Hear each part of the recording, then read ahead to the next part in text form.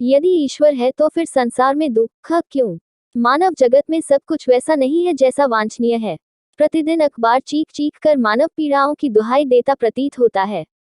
संसार की आबादी का शायद 10% हिस्सा भी यह नहीं कह सकता कि वह खुद को पुनर्तः संतुष्ट पाता है। सवाल उठता है कि संसार में इतना दुख क्यों है?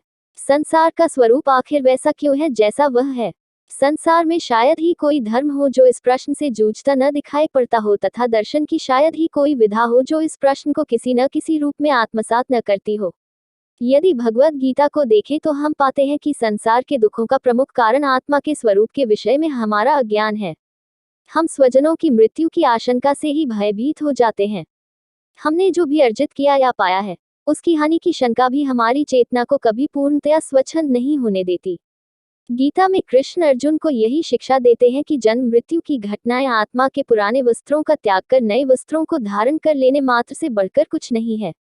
चूंकि आत्मा ही एकमात्र संसार में शाश्वत तत्व है, इसलिए हम जो भी अर्जित करते हैं वह बाह्य कारणों से ही हमारे पास संग्रहित होता है तथा अन्य बाह्य कारणवश हमसे दूर भी हो सकती है। गीता हमें दुखों का कारण बताकर उनसे निवारण की दिशा दिखाती है। ईसाई धर्म के प्रमुख ग्रंथ बुक ऑफ जॉब में एक रोचक कथा है। यीशु के परम भक्त जॉब ने पूरा जीवन उनकी शिक्षाओं के अनुरूप बिताया है, लेकिन वह अत्यंत पीड़ादायक स्थिति में है। उसका परिवार, घर तथा संपत्ति आपदा की भेंट चढ़ चुके हैं। एक ही प्रश्न उसके रोम रोम में गूंज रहा है कि आखिर उसी के साथ ये सब क्यों हुआ। मुख्य बिंदु यह है कि जॉब सब कुछ खोकर भी ईश्वर में आस्था नहीं खोता। क्या ईश्वर में आस्था किसी कारणवश होनी चाहिए या निरपेक्ष रूप से? बौद्ध तथा जैन दर्शन श्रमण परंपराएं कहलाती हैं तथा निरीश्वरवादी हैं। जगत में दुख है, बौद्ध दर्शन के अनुसार यह आर्य सत्य है। दूसरा आर्य सत्य, दुख का कारण भी होगा। तीसरा, दुख का कारण है तो उसका निराकरण भी होगा। चौथा आर्य सत्य यह है कि यदि दुख का निराकरण है तो दुख निवृत्ति का मार्ग निश्चित ही है। किंतु बौद्ध दर्शन के अनुसार अपनी पीड़ाओं का निराकरण स्वयं की तत्परता तथा श्रम से होगा।